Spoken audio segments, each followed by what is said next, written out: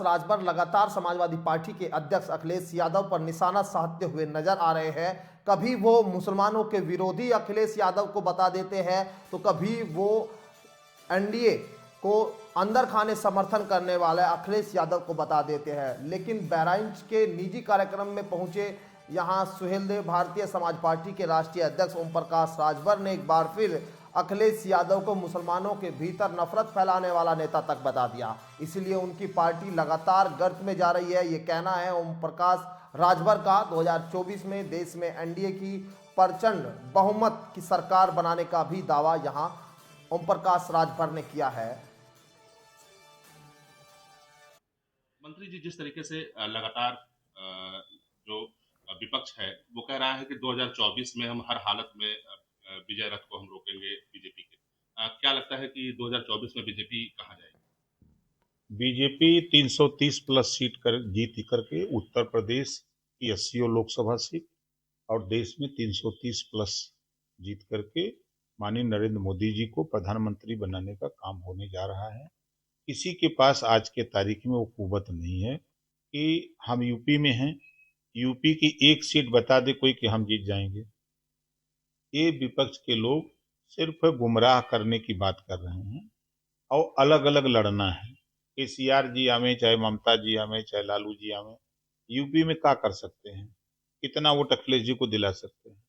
अखिलेश जी पिछड़ों का हक लूटे, 5 साल खुद मुख्यमंत्री रह करके। नाई गोंडपाल प्रजापति बिंद के वटमला निषाद चौहान राजभर आरक रघुवंशी बंजारा बहेलिया कंगार, इसको तो इन्होंने धोखा दिया ही। मुसलमानों को धोखा दिया, सिर्फ नफरत दिया। उनके साथ है कौन? कोई है नहीं उनके साथ। वो सिर्फ बोलने के अलावा उनके पास कुछ है नहीं। वो अपने पिछले इतिहास की तरफ चले जाएं, वो अपने नेतृत्व में 17 हारे, 19 हारे, 22 हारे, 24 हारेंगे। कांग्रेस ये कह रही है कि हम नागपुर से यानी आरएसएस के गढ़ से हम अपना प्रचार शुरू करेंगे 2024 और शायद 28 दिसंबर को करने भी जा रही है। वो कहीं से रहें, विपक्ष में बैठने लायक बने रहें, बस इतना वो काम करें, ज्यादा मैं बोल। आप क्या लगता है कि मंत्री पद कब कब आपको मिलेगा? जिस दिन विस्तार होगा उस दिन ओम प्रकाश राजभर शपथ लेगा। जिस तरीके से लगातार ये अब ईवीएम का रोना रो रहा है विपक्ष, ऐसे में क्या 2024 में लग रहा है कि बैलेट पेपर से चुनाव होगा? वो रो रहे हैं तो हमको हंसी आ रही है उनके रोने पर। जब वो मैनपुरी जीतते हैं तब नहीं रोते हैं, तब बाजा बजाते हैं। घोसी उपचुनाव जीतते हैं तो बाजा बजाते हैं। उत्तर प्रदेश में सरकार बनाते हैं तब ईवीएम का रोना नहीं रोते हैं। जब जनता उनको नकार देती है तो उनके पास कोई बहाना है नहीं, तो ईवीएम का ही रोना रोते हैं। और उनके पास सच है कि लंबे समय तक इन लोगों ने शासन किया देश में। प्रदेश की अगर हम बात करें या देश की बात करें तो देश में कांग्रेस की सरकार रहती थी तो दंगे होते थे। प्रदेश में सपा कांग्रेस की सरकार रहती थी तो दंगे होते थे, कर्फ्यू लगते थे। आज दंगे और कर्फ्यू से निजात है।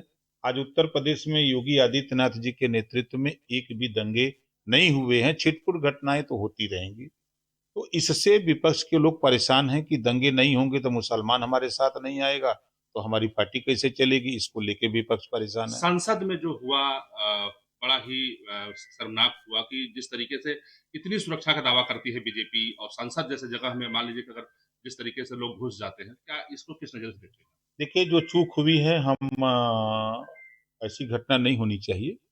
ये बड़ी चूक है। और उसमें आपने देखा कि सुरक्षा कर्मी भी सस्पेंड कर दिए, जांच के लिए आदेश भी दे दिया गया है। जो भी दोषी होगा उसको ऐसी सजा मिले कि फिर दोबारा कोई इस तरह का कदम उठाने की कोशिश न करे। आपकी क्या राय है कि ईवीएम से होना चाहिए चुनाव लोकसभा के बैलेट? हमारे लिए दोनों ठीक है। ईवीएम से हो चाहे बैलेट पेपर से हो, दोनों के लिए हम राजी हैं। मंत्री जी, जिस तरीके से लगातार जो विपक्ष है वो कह रहा है कि 2024 में हम हर हालत में विजय रथ को हम रोकेंगे बीजेपी के। क्या लगता है कि 2024 में बीजेपी कहाँ जाएगी? बीजेपी 330 प्लस सीट जीत करके उत्तर प्रदेश की 80 लोकसभा सीट और देश में 330 प्लस जीत करके